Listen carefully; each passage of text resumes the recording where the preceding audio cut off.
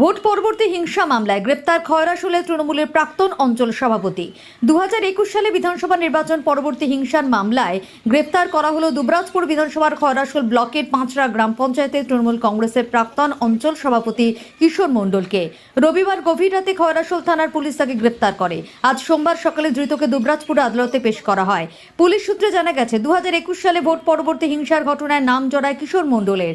দাঙ্গা, মারামারি, আগ্নেয়াস্ত্র নিয়ে ভয় দেখানো, বোমাবাজি, বেআইনি জনতা মোতায়েন, চুরি, ভাঙচুরের মামলা হয়েছে কিশোর মণ্ডলের বিরুদ্ধে।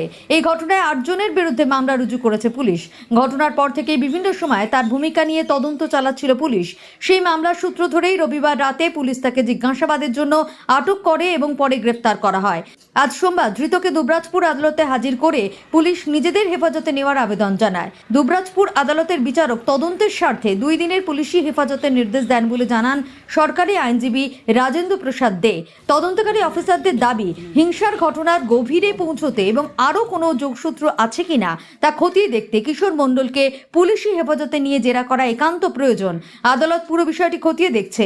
এই ঘটনাকে কেন্দ্র করে খয়রাশুল এলাকায় রাজনৈতিক মহলে চাঞ্চল্য ছড়িয়েছে।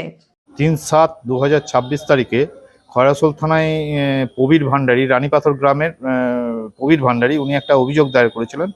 সেই অভিযোগে বলা হয়েছে যে 4/5/2021 তারিখে অর্থাৎ বিধানসভার ভোটকে কেন্দ্র করে যে সন্ত্রাস হয়েছিল, সেই সন্ত্রাসের যে অভিযোগ, সেই অভিযোগে বলা হয়েছে যে প্রবীর ভান্ডারীর বাড়িতে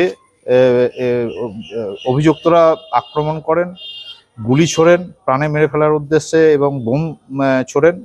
এই অভিযোগ পাওয়ার পর খয়রাশুল থানার একটা কেস স্টার্ট করেন এবং কিশোর মণ্ডলকে অ্যারেস্ট করেন এবং আজকে আদালতে তাকে ফরওয়ার্ড করা হয়। তার যে অভিযোগ খতিয়ে দেখে আদালত তার যে বেল পেয়ার সেটাকে রিজেক্ট করেন এবং সেই সঙ্গে তদন্তকারী অফিসারের আবেদন মোতাবেক 3 দিন পিসি চেয়েছিলেন এবং লার্নেড কোর্ট স্যাটিসফাইড হয়ে 2 দিনের পিসি অ্যালাউ করেন এবং সেই 2 দিন পর তাকে আদালতে পাঠানোর নির্দেশ দেন আদালত।